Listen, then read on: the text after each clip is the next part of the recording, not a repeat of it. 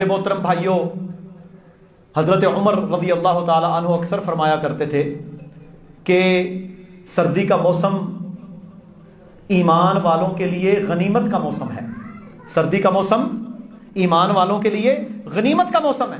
اس موسم میں وہ اللہ کی عبادت، تہجد، رات کے وقت جاگنا آسانی سے اختیار کر سکتا ہے۔ آپ 11 بجے بھی سوئیں تو میرے محترم بھائیوں آپ 4 بجے اٹھ سکتے ہیں۔ ویسے 11 بجے تک عمومی طور پر جاگا نہیں جا سکتا، 9، 10، 10:30 تک سوئیں۔ آسانی سے آپ اگر 4، 4:30 بجے اٹھتے ہیں تو آپ تہجد کی نماز ادا کر سکتے ہیں، اور اس کا اجر پتہ کتنا بڑا ہے۔ فرض نمازوں کے بعد سب سے بڑا اجر اگر کسی نماز کا ہے تو وہ تہجد کا ہے۔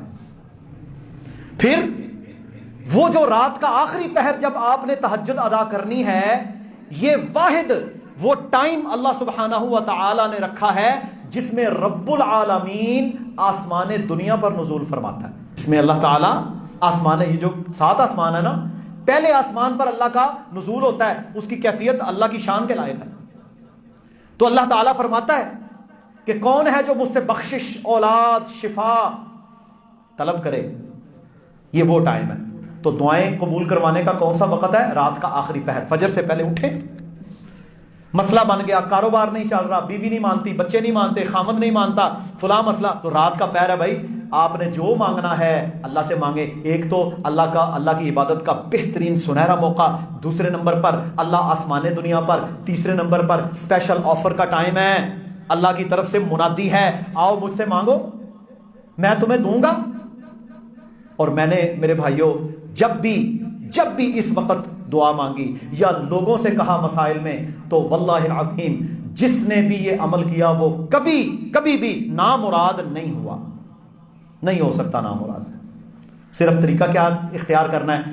عشاء کی نماز پڑھیں 4 رکعتیں، 2 سنتے پڑھ کے سو جائیں، اٹھیں 4 بجے، 4:30 اٹھیں، 2 کر کے 10 رکعتیں ادا کریں، چاہے سورہ فلق ناس، چاہے سورہ اخلاص، انا اعطیناک الکوثر کیوں نہ پڑھیں، کریں ادا 10 رکعتیں، 1 وتر ادا کریں، 11 رکعتیں مکمل کر کے اول کیا پڑھنا ہے آپ نے؟ درود ابراہیمی۔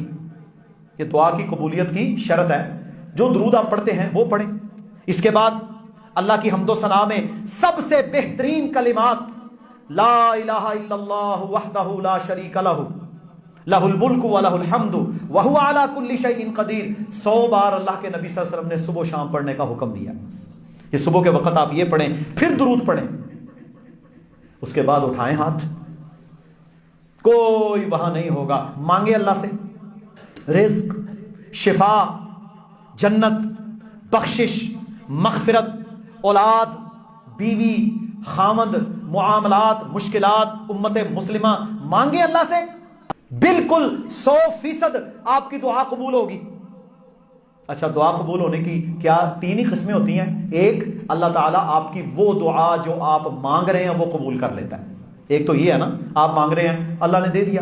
دوسرا، اللہ کے نزدیک اس وقت آپ کے لیے جو آپ مانگ رہے ہیں وہ صحیح نہیں ہے، اللہ اس دعا کے بدلے آپ کو کسی بڑی مصیبت سے بچا لیتا ہے۔ اور ایکسیڈنٹ، چھت کا گرنا، قتل ہونا، کینسر، ہمیں تو نہیں پتا کیا ہونا ہے، اللہ بچا لیتا ہے۔ تیسرا، اگر یہ دونوں بھی کام نہ ہوں تو تیسرا میرے بھائیوں، اللہ رب العالمین وہ دعا آخرت میں ذخیرہ رکھ لیتا ہے۔ اور اللہ کے نبی نے فرمایا، ابن آدم قیامت کے دن جب سختی کو دیکھے گا تو یہ چاہے گا کاش دنیا میں میری کوئی دعا قبول نہ ہوئی ہوتی، آج میرے بیلنس کے اندر یہ اتنی دعائیں اور نیکیاں ہوتی۔ تو 3 میں سے ایک کام ہو کر رہے گا۔ تو میرے بھائیوں تہجد سے فائدہ اٹھانا ہے انشاءاللہ، اٹھیں، صرف ایک کام کرنا ہے، رات جلدی سوئیں۔ جب آپ رات جلدی سوئیں گے، جلدی سونے سے مراد ہے یار 10 بجے بھی سو جائیں تو کوئی مسئلہ نہیں، اور 10 بجے بڑا ٹائم ہوتا ہے، 7:30 بجے تو آپ عشاء پڑھ لیتے ہیں، 9 بجے آسانی سے انسان سو سکتا ہے، 10 بجے تک سو جائیں، انشاءاللہ آسانی سے آپ تہجد پڑھ سکتے ہیں۔